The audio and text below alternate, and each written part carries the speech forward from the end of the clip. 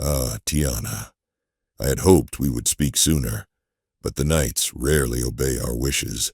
Still, welcome, truly. I am not easily impressed, and I rarely approve of new embraces these days, but I must admit, it is refreshing to see a foreign addition to our bloodline. A little iron from the east, perhaps just what we need. Serbia, is it? I won't pretend to know your homeland intimately, but I always enjoyed the company of Austrian emperors and their kin, back when they still had teeth. You'll learn quickly that in our world, titles mean nothing unless you have the force to make them matter. I have plans, child. Grand ones. This city, La Ville Lumière, has long been a jewel. But now, it is fractured, torn between illusion and revolution, and I intend to restore order. You see, my sire and I somehow fell asleep under the warm embrace of absolutism. France belonged to a king, our king, and the Ventrue ruled without question. The Toreador and their ilk knew their place. They decorated the stage and we built the theater. But then came the revolution, and I did not see it coming, not truly. I underestimated its speed, its reach, its poison.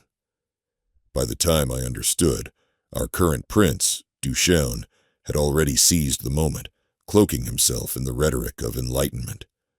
The old prince vanished, killed by Inquisition agents, they claimed. But we know better. Assamites, paid in gold and silence. Duchesne's doing, of course. So the Elysium fell. And the Primogens, cowards, bowed. Naturally, I could not. I would not.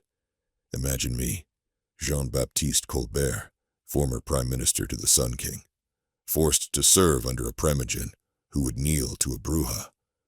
So I did what was necessary. I removed the Primogen, quietly, efficiently, and then General Bonaparte rose as the ruler of France, and with our guidance, he became Napoleon. France didn't need a republic.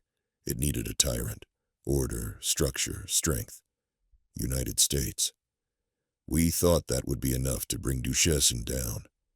After all, when kindred face strong police and endless wars, they turn toward those who offer control. They turn to us. But Duchesne, he proved more dangerous than we ever imagined. Clever, adaptable.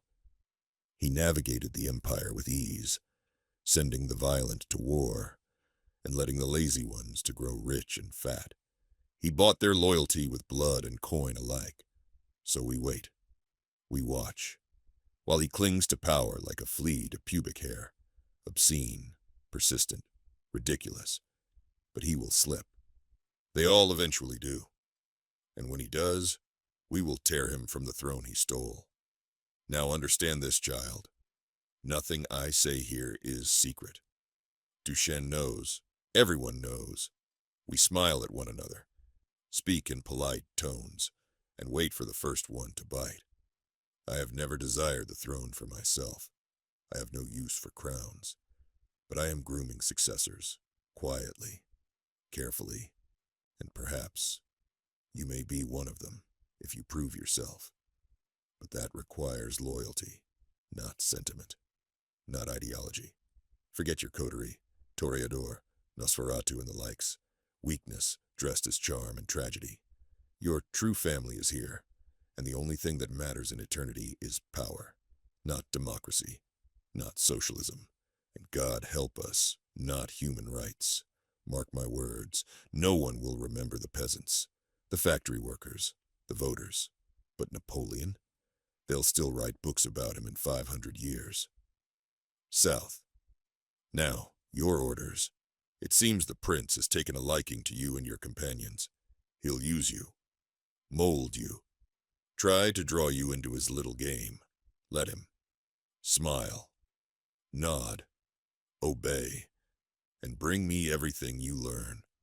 Do that, and your place in history may just begin.